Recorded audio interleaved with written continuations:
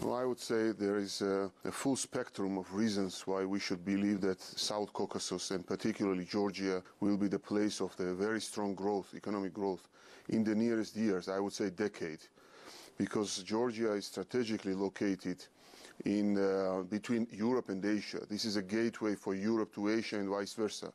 There are important projects such as Silk Road reconstruction, One Belt, One Road initiative that brings new dynamism from Asia to Europe and vice versa.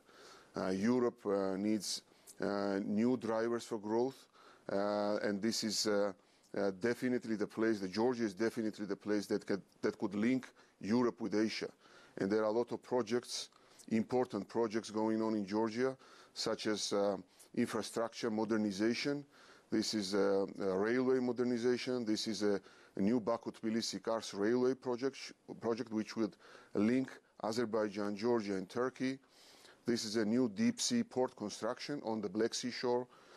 And also a lot of large investment projects such as hydropower projects. And Georgia is a place, again, with excellent geographic location, the most liberal and open economy, which is most important driver for our growth. We have free trade agreements with all our neighbors. We have recently signed an agreement with the European Union on launching the free trade relations. This is called Deep and Comprehensive Free Trade Area Agreement, which brings not only liberalization of the tariffs, but also institutional and regulatory reform of Georgia.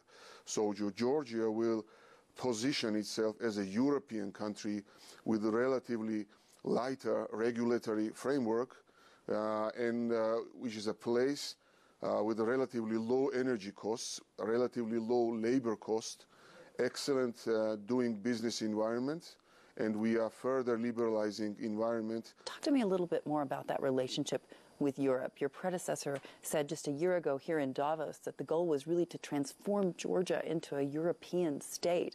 But given the fact that so many people today feel that the EU is facing what it really amounts to an existential crisis, you have the migration crisis, you also have security concerns, you have border concerns as well, really for the first time. Does that change the equation for you in terms of your goals for Georgia? First of all, I would like to cheer up Europeans.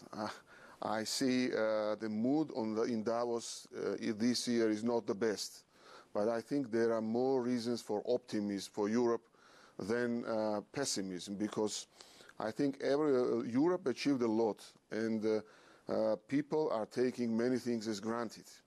So I think we need to tell, and European leaders should tell European population more about the positive sides of the European Union. And we believe that there are more reasons to believe that Europe will be a place for economic growth than the opposite, because we see, even the migration crisis, I think we need to look for the positive sides. I think the issue is integration of these people into the European societies. The issue is giving them necessary skills, language skills, the work skills, to integrate them into the European economies.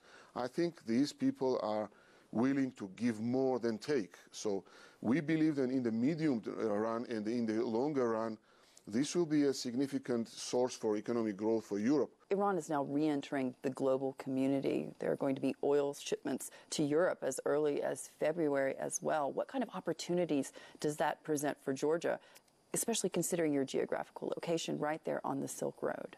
We perceive the process of opening Iran to the entire world very positively. We think that this is a big success, that the deal was reached. We are no longer cautiously, and we are already optimistic about the future relations with Iran.